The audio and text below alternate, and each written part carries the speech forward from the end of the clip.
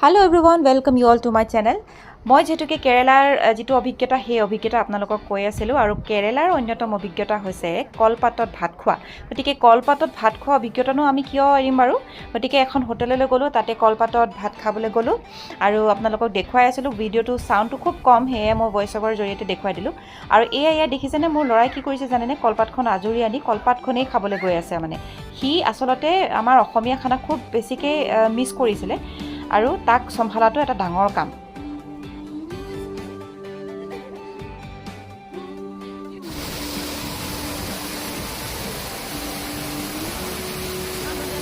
আৰু ট্ৰেডিশনেল আমি খাদ্য খোৱাৰ পিছত আমি ওলাই আহিলোঁ মুন্নাৰলৈ বুলি। মুন্নাৰলৈ যোৱাৰ সময়তে আমি দেখিলোঁ ইমান ধুনীয়া এটা ৱাটাৰফল। সেই ৱাটাৰফলৰ পৰা যিবোৰ পানীৰ কণিকা একদম চিটিকি চিটিকি পৰিছে, পানীৰ কণিকা নহয় যেন বাষ্পৰ দৰে আমি দেখিছিলোঁ। আৰু